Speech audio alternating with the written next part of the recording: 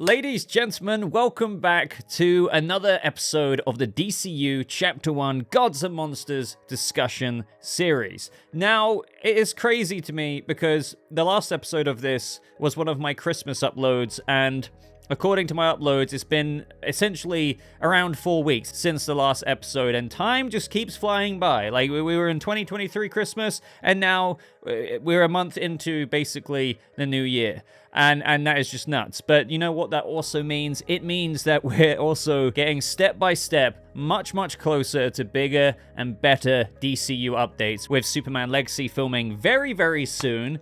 And my god, what's going to come out of that?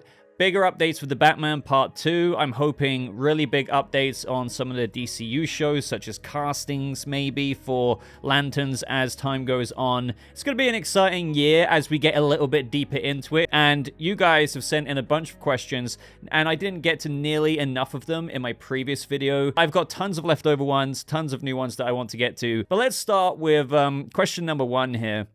And it's more of like a comment, if you will, from Mekgomo5250 saying, the thing I'm most excited about is Lanterns. Anything Batman, of course, and Swamp Thing. So very similar to me. I mean, I'm excited for a lot of it. I'm kind of a super fan here on the channel, no pun intended there, but I mean that in the sense of, if I think about it, I'm really excited for Superman Legacy. I'm really excited to see what the heck is going on with the DCU Batman. Very excited to, look into even more what this DCU Arkham series is about, because now we know that's freaking DCU Batman. Lanterns. Now, Lanterns is something that I have been excited from right out of the gate. But having said that, we haven't had too much, or too many updates, if you will, about the show, which is, at least as of the DCU Chapter 1 announcement video, it went Creature Commandos, Wallace, Superman Legacy, and then Lanterns, and then the second movie, The Authority. Now, all while that order is subject to change, just because life happens and sometimes things might release differently because of some reason or another. But, the reason why I say that is because we've still got a lot to learn, but we've been teased with a little bit. And I'm working on a Lanterns video at the minute. I don't want to give away too much about what it is, and I don't want to overhype it or anything. But recently I watched True Detective Season 1. And I am absolutely obsessed with that show. It was incredible. I feel ashamed that I hadn't watched it up until now, because I love stuff like that, kind of getting into the psychology, the crime, the investigation, Woody Harrelson as Martin, of course Matthew McConaughey as Rust. It was just impeccable. If you haven't seen it, do yourself a favor and just watch it, especially if you're into that stuff anyway.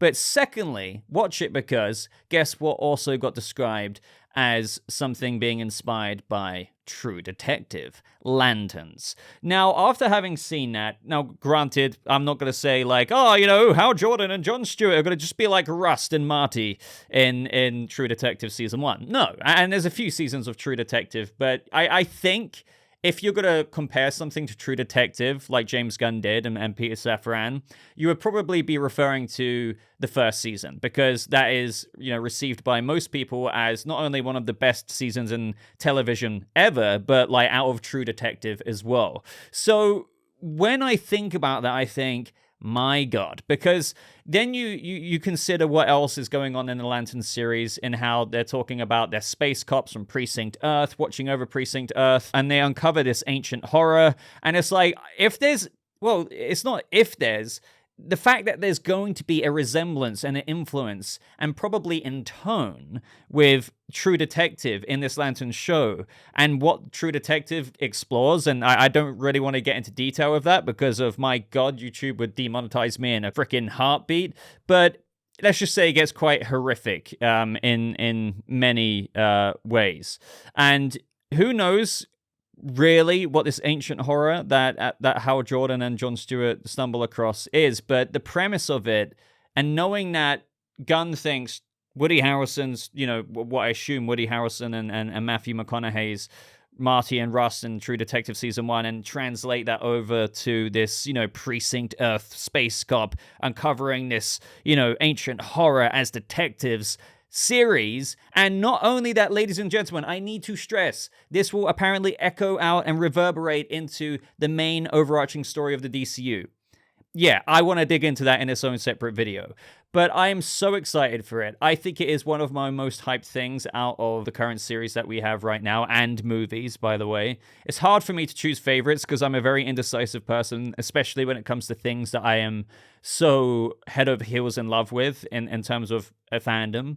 But this, is most certainly up there. Now, I do wonder, and I don't think Hal Jordan and Jon Stewart will necessarily have that relationship that Marty and Rust had, and if you know what I mean, you know what I mean, but again, I'll get into this in a bit of a separate video, but it's something to consider. We truly don't know what casting they're going for exactly right now with Hal Jordan and Jon Stewart. There's rumors that Jon Stewart might be the younger one, actually into his mid to late 20s, and Hal Jordan could be a little bit older, not quite Guy Gardner, Nathan Fillion age, but more like mid to late 30s. More of the experienced one. I don't think they're necessarily gonna kind of rub each other the wrong way like Rust and Marty did, but I think it would be interesting if there was that similar dynamic there. Like they're compelled to work each other.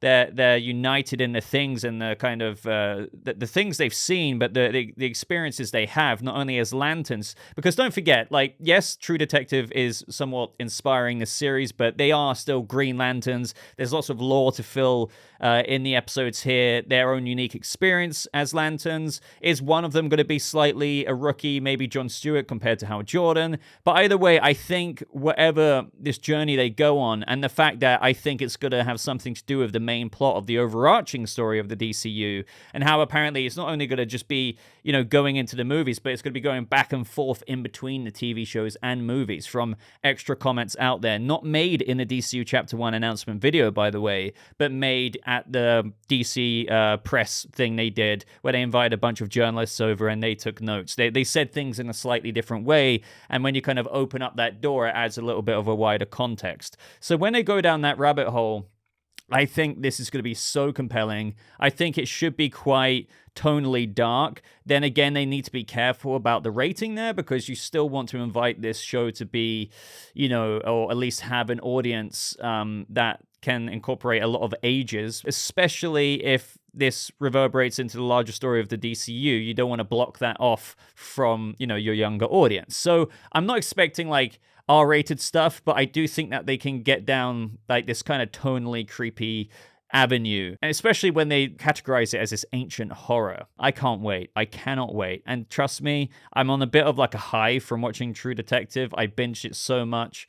I was up to 6 a.m. finishing that off, and I was just like, holy crap. I mean, I knew about it beforehand. I was familiar with it. It was on my like watch list for a very, very, very long time, because, don't forget, I mean, it's not like mega old, but it's 2014, and my God, how did I take that long to watch it? And the fact that it's being compared, or Lanterns is being compared to True Detective, and you've got two detectives here, like literally Hal Jordan and Jon Stewart. You can see the substance they're trying to construct there, and that is one of my most hyped things for the DCU yet. Up next is from Jerry Raimi 1849 saying, if Gunn wants to embrace different styles and directors, imagine a few episodes of the Arkham series directed by Andy Muschietti or Mike Flanagan, basing an episode on 1989's A Serious House on a Serious Earth.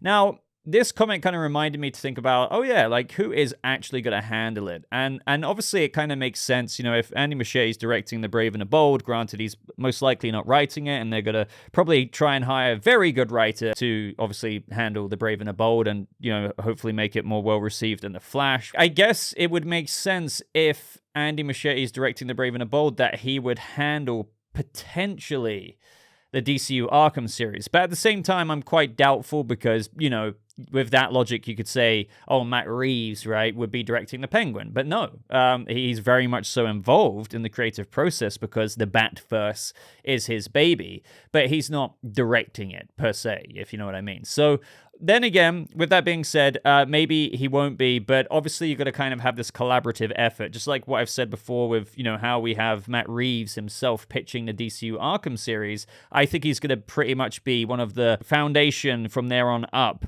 consultants on Batman and the way Batman will operate in the fantastical lens in the DCU. So you're going to have Andy Muschietti directing The Brave and the Bold, but you're going to have Matt Reeves probably in the producing way with the Arkham series, Batman himself advising, also just being a consultant in a multitude of ways. Maybe he will have ideas for the actual Arkham series itself, and I hope, yeah, something like that would be a serious house on a serious earth. But then again, I don't know if Batman himself would be wandering around the asylum in the show. I know that sounds kind of weird to say. Maybe a lot of you are expecting the DCU Arkham series to have Batman in it. I can't say that it won't. First and foremost, is the Arkham series coming out before The Brave and the Bold or after The Brave and the Bold? I have a little bit of a gut feeling that it'll come out after The Brave and the Bold. I don't know really why that is. I just, with everything that we've got to develop right now, that is in the next few years, Superman Legacy, Creature Commandos is already going to be coming out this year, but you got Waller, Peacemaker Season 2, The Lantern Show, and then you just kind of remember or remind yourself that they said they're aiming for 2 DCU TV shows a year as well as 2 movies, so it's like it's 2024 now. I doubt Brave and the Bold's going to come out this year. Not Brave and the Bold, the Arkham series is going to come out in 2024. No, 2025, well, one of those slots is filled up by the Batman movie. So I don't know if there's going to be 2 movies of the DCU in 2025. I could be wrong about that. But they obviously don't want to overstuff their release schedule. I just feel like the Arkham series can work both ways with the ideas that we're all coming up with. Obviously, one of them, or on one side, is, of course, maybe introducing a bit of lore and backstory to the DCU's Batman through what we explored in the Christmas episode here on the channel in the Almost Got Him sense, where in the Batman animated series you had all the Rogues Gallery villains, or a group of them at least, talking about how they almost got Batman and their run-ins with him. And we translated that on into how cool would it be if in the DCU Arkham series we got, whether it's an orderly, a doctor, a therapist, a psychiatrist, whoever it is, interviewing certain Rogues Gallery characters. I don't know, but that would be really cool and build up to a sense of Batman in the DCU. And who knows? I even mentioned the idea of how, just like at the beginning of the Arkham Asylum video game, you have Batman put one of the Rogues Gallery into Arkham. It would be cool if we saw him in a sense like that. But would that really be our first time of seeing him in the DCU? I don't think so. I don't think they would just show him like that and then okay, you won't see me again until Brave and the Bold, but here's the rest of the episodes with the rest of the Rogues. Now, granted, that would be cool, but that just tells me I don't think they would do that. So then you have to kind of zoom out and evaluate, okay, so would they bring out the Arkham series before the Brave and the Bold movie? Yes, they still could, given the avenue we just went down with how the Rogues could still build up the fable, the myth of the Batman and what they've encountered, and then we finally see him in Andy Muschietti's Brave and the Bold movie. But they could also just do it the other way around, where we get the introduction to the DCU's Batman, they slap hard with him, we get introduced to other Bat family members there, and the Brave and the Bold could even set up the DCU Arkham series towards, the final act or maybe a post-credits scene. And there could obviously be a story reason as to what the heck is going on there. Maybe there's a bit of a, nightmare going on. And akin to the reason why I chose this comment, they could set up a serious house on a serious earth where something's going on at Arkham. And after seeing Batman, Damian, the Bat family, Nightwing, and whoever else they're going to choose for this iteration of the Bat family in the DCU, it then will lead into the DCU Arkham series, where their attention is needed at Arkham, but it's like quite a spooky experience and tale that will unfold in that story. Which is why I also, just to end this off here, Little Man Cam 3 says, it needs to stay horror. It's supposed to contain the worst criminals in Gotham. With this Gotham being a fantastical one, I can't imagine how much more terrifying a prison riot would be for anyone who works there or gets caught up in it. It's nightmare type stuff, and I believe Matt Reeves, out of anyone, could do it. And I agree, with the DCU Arkham series, no matter what tone or whatever we're going to get introduced with in the DCU Batman film, whether this comes out afterwards or before, this Arkham series being brought to life, The reason why I get so excited in these videos is because I feel like I have such a vivid imagination that I can really see exactly what Little Man Cam here is saying. Like, if you're bringing a DCU Arkham series to life, you can't doubt that they're going to have the Rogues Gallery in there, like quite a few members at that, especially with where we're at with this DCU Batman. He's not year 3, year 4, year 5. You can bet your ass he'll be somewhere in the range of year 8 to 12, like at least, right? So with that being said, this is a fantastical universe. This Arkham, let's just say hypothetically, for the ease of this example here, the Arkham series video games, Arkham is brought to life. Something so gothic, so just Arkham. And it's in live action. And just like in the beginning of the Arkham introduction in the first game, you see Killer Croc come up in the elevator and he is just big and haunted. It would just be insane. They need to keep it creepy. They need to keep it as faithful as they can be to what Arkham Asylum really is. I think anything else would honestly be a disservice, because the vision of Arkham is exactly as Cam said here. It's supposed to contain the worst criminals in Gotham.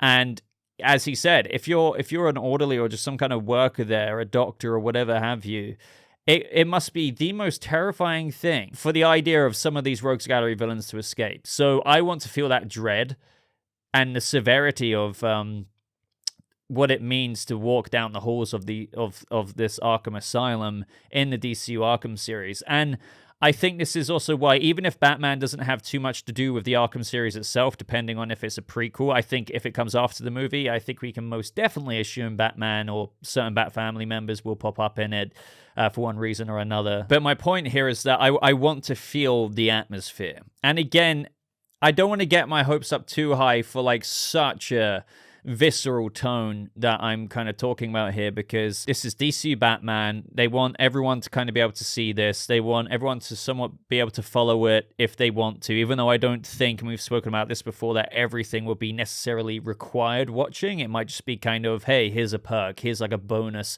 tale within that of the DCU world and Batman's world related to either coming off the movie or somewhat of a tie-in to the movie. It doesn't mean you have to watch it to understand what's going on. But the rating, if they can't make it as visceral as I want it to be, I would kind of understand, but I still hope that they can achieve something downright intimidating. I don't need it to be like a horror movie of a show, if you will, but you can achieve that style and atmosphere without ticking the boxes of R-rated, whether that's like mega violence, like, blood and everything, cussing and stuff like that. So I do feel like they can achieve the dread, the intimidation, and I really, really do hope so, which is why I ultimately agree with Cam here, saying it needs to stay horror. It needs to kind of remind you of that this is supposed to contain the worst of the worst. They've cooked up a pitch for an Arkham series. It's going forward, at least right now, and man, what is that going to be? But they found substance. They found substance in like what I can imagine to be an 8 to 12 episode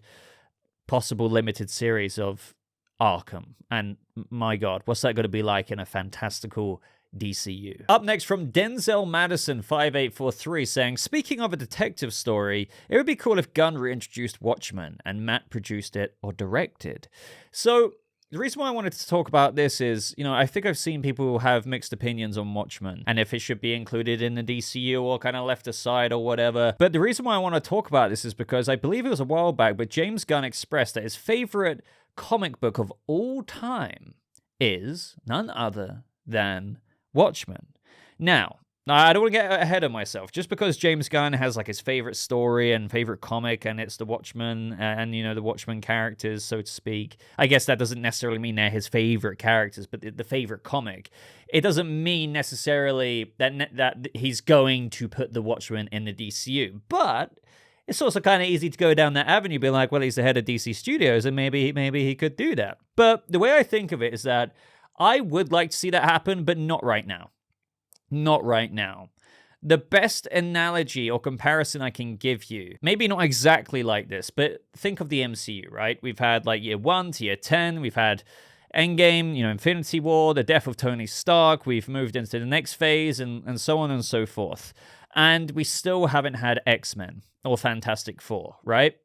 But we know they're coming.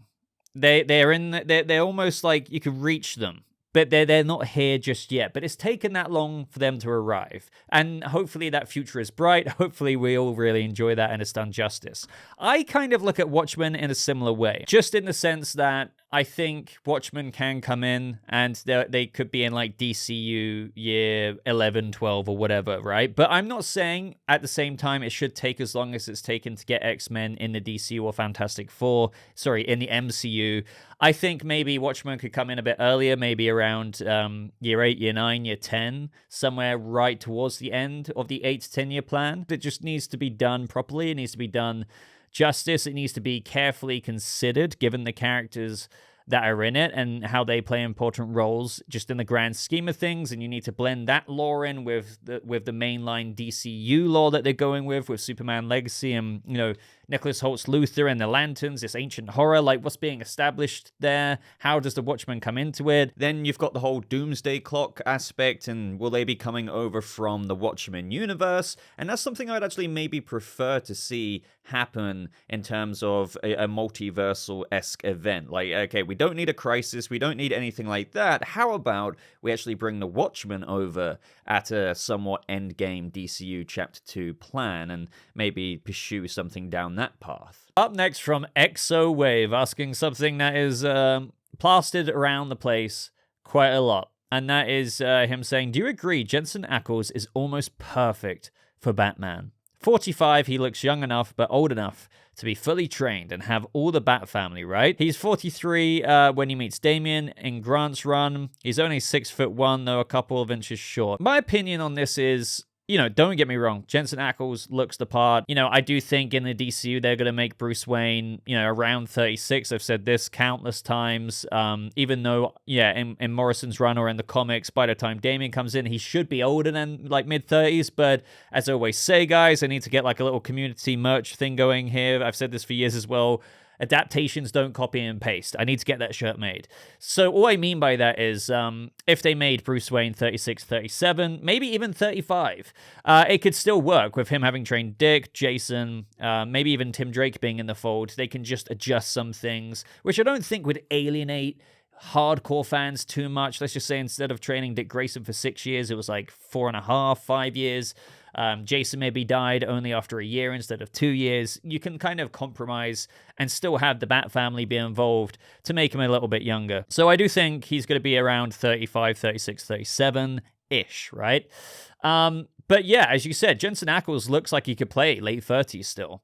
But don't forget that Brave and the Bold is still like several years away. I'm not saying Jensen Ackles would have dramatically aged in that time, but it's not even really about that for me. I do think he looks like the part, and I think he would be a good Batman, but I don't think it's going to happen. I don't really have any proof as to why. I think intuitively to me, Jensen Ackles won't be Batman, and I think I say this sometimes when we talk about this subject in live streams and whatnot. I don't think fan casts really happen. Now, it's ironic to say that because David Corenswet, for some people, and this was a very under-the-radar fan cast, but it was out there. He was fan cast by some people, but he wasn't like to the heights of something like Wolfgang Novigratz's Superman. And I tell you now, like, people say to me to this day, people think that Wolfgang Novigratz was actually one of the frontrunners, had auditioned, was actually being considered amongst the frontrunners like Nicholas Hoult, David Corenswet to be Superman. But it's like this weird Mandela effect that happens with fan castings. People think because they see articles, highlighting fan art or this, that, and the other, and like, hey, this guy could look at this guy as Wolfgang as Superman. Some people read that and then it gets spread around to their friends and friends of friends, and then before you know it, 1,000, 10,000, 100,000 people that Wolfgang was actually in the running for Superman. When that was never the case. It was just a fan cast. And I think that's the same thing happening here with Jensen Ackles. I'm not saying he's not capable of acting and having such a bigger breakout role into, I'm not saying he's not been an actor before. He's been freaking Dean Winchester, Soldier Boy. But I say, like, to be the Batman would be a holly ass wood, breakout role for him. If you just want to go pure looks and kind of just the rough and gruff, but yet youngness that Jensen Ackles still has, and I'm not saying he's at an old age, but again, like the dude looks like he could still play 30s as a 40-something-year-old that he is. That is the look. I would say I'd be happy with a look like that. Do you know what I mean? A lot of people say Alan Ritchson for, from Jack Reacher or, Hawk in Titans. What I'm going to do, and I posted this a long-ass time ago And that is, instead of doing my own fan casting for now for Batman, which I will still hopefully make that video in the future, I still need to rank your fan casts. So this includes Jensen Ackles, this includes Alan Ritchson and other actors, and that way I can kind of single out and vibe out who it will be. So keep an eye out for that video. Hopefully that will be posting sometime soon-ish. But for a variety of reasons, I just don't think it's going to be Jensen Ackles, but that's just my gut saying that. And I get what you're saying with Jensen Ackles' age. As per the comic books, he kind of fits in maybe a bit more accurately with the typical or super traditional chronology of Bat family members and how old Bruce is to reflect each member coming in. But as I said, I still think they're going to aim for a Batman more similar to David Corenswet's age, but I think inevitably a little bit older. Just a little bit older. I don't think it's going to be 33, 34. I'd be pretty surprised by that, but I think, yeah, as I keep saying, 35 to 37-ish. And 35 is like the earliest. But if I'm wrong, I'm wrong. Who knows? They could go younger, but I don't think they will. It just makes sense with the Bat family built around Bruce for him to be mid to late 30s. So this next one's from Jerry Ramey again, saying, to build up to the threat of the center, if rumors of that alien race in the DCU are true, Matt Reeves could shepherd in maybe a 3 to 4 episode mini run to build up to the threat that the center poses. Matt Reeves did very well creating the alien horror with 2008's Cloverfield. So the center isn't like an alien race per se, at least to what I'm aware of. I mean, the center is kind of a part of the Earth and has been in like the core and the center of the Earth since the Earth was a thing, which is why I don't think you would call that alien if the center was born as being a part of the center of the Earth. If anything, it's more freaking native to Earth than we are. I mean, maybe we landed on Earth as a part of cells on an asteroid from a different planet. I don't know. But either way, what I dig here is that, you know, with Matt Reeves, and this is something I've seen people talk about as well, this is really just the beginning. Let's just hypothetically entertain, because I know some people are going to say otherwise, that the DCU is successful. It does make it to year 4, 5, 6, 7, 8, 9, 10. With Matt Reeves pitching and producing the Arkham series, at the very least. And, you know, there's all kinds of conspiracies behind that. Oh, does this mean, you know, Batman's got to join the DCU and all this stuff? No, look, he's got a 6th in Idaho. He's got his own production company. Like, sure, he's got his baby, the Batman. He's working on that, but he's also working on Cape Crusader. He's working on all kinds of things. The guy's a busy guy. He's got a production company doing things as well. And I don't think that'll stop there. And it makes you think, okay, so where and what could he dip his fingers in to, or his toes into, if you will, in the future of the DCU? And I'm not saying he's going to direct. I mean, that is possible long after the Batman Part 3, because, you know, the DCU has a much larger span of time than, obviously, the end of the Batman trilogy. But having said that, with how long the Batman trilogy's taken to unfold, it does feel like, will Batman Part 3 come out year 10 of the DCU? But what I loved here is that I'm sure all of us have seen Cloverfield. And I think, you know, that was such an exceptional way of executing a threat like that through the perspective that he established in that film. And I think that would be so cool. I'm really not saying that Matt Reeves is gonna, you know, if let's just say the center is the threat and James Gunn's like, hey, Matt Reeves, you direct this film, whatever like the equivalent team-up movie will be. I'm not saying it will be a Justice League movie. Who knows exactly what's going to go down with the first big threat and the big showdown ensemble film, if you will. But I have to admit, if it was the center, if there's one person I kind of would want to handle that based on what he did before, I'm not saying it will go exactly like Cloverfield, where you kind of only see like these intimidating parts of, you know, the alien. And, you know, we kind of had that with Godzilla back in the day where they first approached that film and it took so long to see him. It's not always the best way to do it, but Matt Reeves kind of gave us a bit more threat and intimidation more frequently throughout the film compared to Godzilla. But what I'm trying to get to here is the center, you know, with spawning dinosaurs and all of these threats that he does. He can even have freaking tentacles going out there, beams. The way he captured that destruction was incredible. Now, maybe a lot of that was based off of the fact that it was being recorded through a video camera, and obviously the DCU, if they did the center as a threat, it wouldn't be shown through a video camera. But I do think that kind of imagination and expertise that Matt Reeves had at like showing a threat like that on screen would somewhat be the answer to what I see a lot of people express fear with in terms of the center being a possible threat in the DCU. And that is, I completely understand where they're coming from compared to someone like Brainiac or whoever it is, Mongol or, I don't know, Darkseid. They're like, oh, I don't know if I want a sentient island spawning dinosaurs fighting Superman, like a Velociraptor versus this Green Lantern. I don't know, it seems kind of, I get what you're saying, but then what I challenge you to think about now is imagine Cloverfield vision, over the center, or Cloverfield lens over the center, and then superheroes flying around, and it's like, oh wait, that could be pretty cool. That could actually, I think that completely changes the story and narrative or perspective that some people might have. I mean, maybe I'm getting too much optimism there, but those of you who know will probably know what I mean.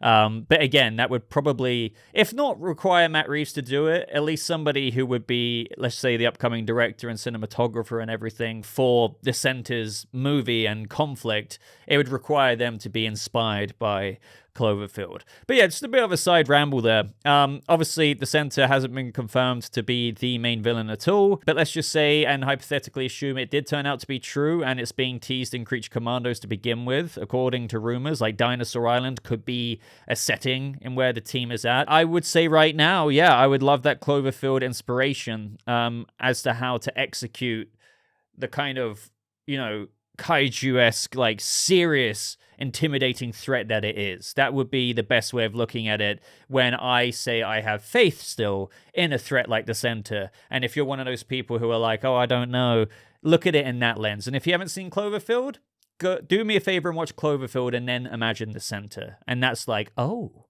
Bob Marshall 8527 says, the only way it works for me with Peacemaker is if there's an in-story reason for them to cross over to the DCU Earth, then so be it. But if season 2 is just the DCU, then no, I can't go for that. I mean, to be fair, with what James Gunn said, he says he has a way in. It won't be confusing. There's a way in to address this thing.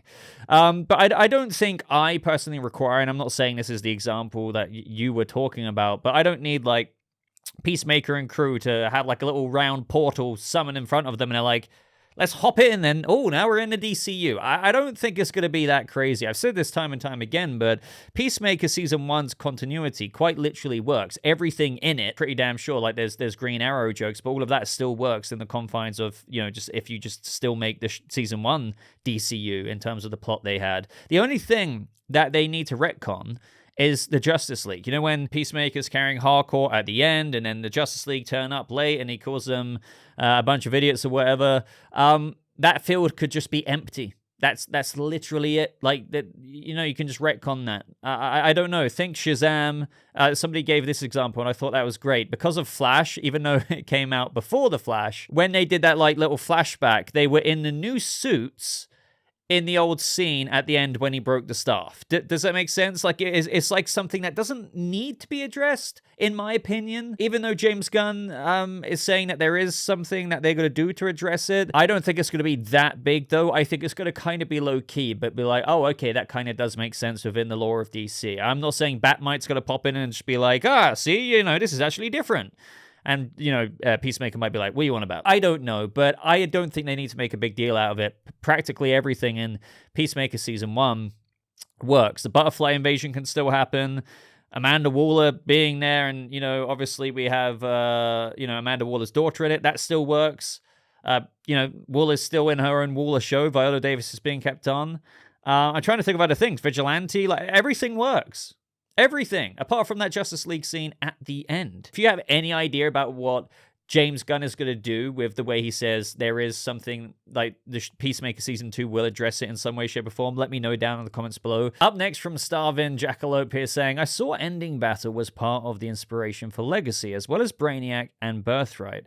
My theory is that Brainiac mind controls the other heroes, leaving Superman the only one left. And much like Birthright, Lex Luthor uses this as an excuse to vilify superheroes, and it's all on Superman to restore the legacy. Cheers and thanks. I definitely love, like, this idea in general, because that's kind of been floated around amongst all kinds of theories in terms of, I think Nicholas Holt's Lex Luthor will be, you know, because it's not an origin for Superman, so it's not going to be an origin for Lex Luthor. He would have been doing his thing in Nicholas Holt's iteration here for a while. Some people think it would be kind of political. Some people think long-term could be President Lex. I'm not necessarily saying it will be, but I do think he will have a sway, for sure. Everyone will know Lex Corp to an extent, but who knows what other influences he has.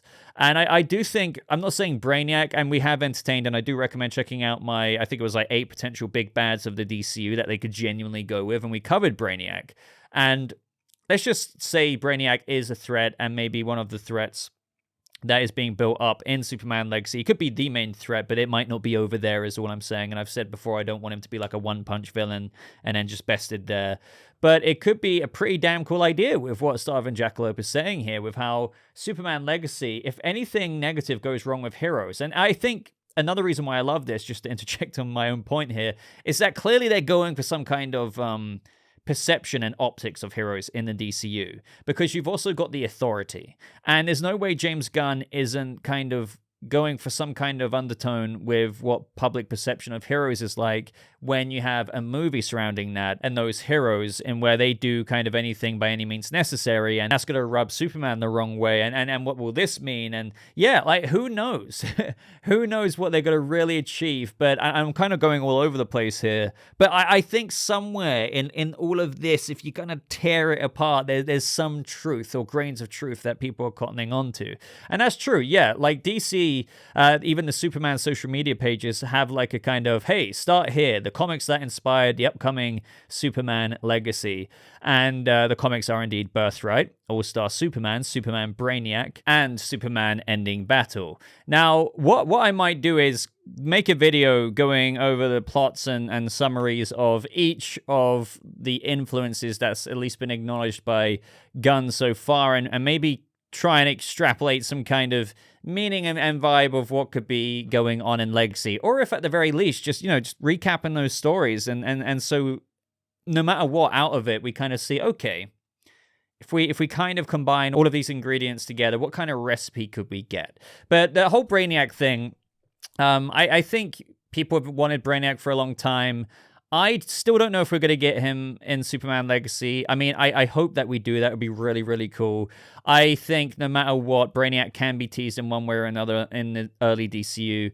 I definitely agree with, Brainiac drones or probes just kind of coming in and what that could mean. I think I would like more of a longer served and cooked up threat, just with drones being, recovered maybe by Luthor, and maybe he could weaponize that or activate it and be in communication with Brainiac, and maybe that could tie into the theory here of heroes being mind controlled or something. And, the whole mind controlling thing might not be true at all here, but I do really like Starvin Jackalope's idea, and that would be, damn, that would be quite a hard situation to combat for Superman, and the repercussions from it could very well echo out into the DCU and, the Authority movie, and might be something that Luthor might weaponize. But I think Luthor will, no matter what, use anything to his advantage, and I think there's so many things I'm excited about, but I really want to know what the long-term arc is for Nicholas Holt's Lex Luthor, and it's got to be big. He could even be poised up to be, a longer kind of cooked up threat in of himself as a big bad as well. And I've gone over this in my 8 potential big bads for the DCU, and how, sure, we get Luthor weaved in here and weaved in there. He's in Superman Legacy, and he kind of reverberates throughout the projects potentially, but who knows if it could lead to a Legion of Doom thing. Maybe if he recovers some Brainiac tech or a drone or a probe in this film, maybe he calls out to him, the actual Brainiac to arrive. I don't know. There's a million directions, but I want to look into this one more. I've been meaning to make a video about the influences behind certain DCU characters for quite a while that we've had ever since, January last year. Gunn has been mentioning some of the source material that we could get into, so I will be looking at doing some bonus videos like that for those interested. But that is all from me today, ladies and gentlemen. I would love to hear what you thought about what I had to say in today's DCU discussion series ramble. There's been a lot discussed, so I'm going to read every single comment. Please don't forget to leave it, and if you've made it this far, prove that you are one of the real ones by leaving, along with whatever comment you were going to put down in that comment section, hashtag, well, actually, I guess in the spirit of True Detective that I was going on about earlier, hashtag hashtag Rust and Marty. Hashtag Rust and Marty. Put that down there. It's kind of random. But anyway, guys, I'm going to love you and leave you. Thank you so much for watching. Leave a like on this video. Consider subscribing. I hope you have a lovely rest of your day. I'll see people of the DCU in the next video. Goodbye.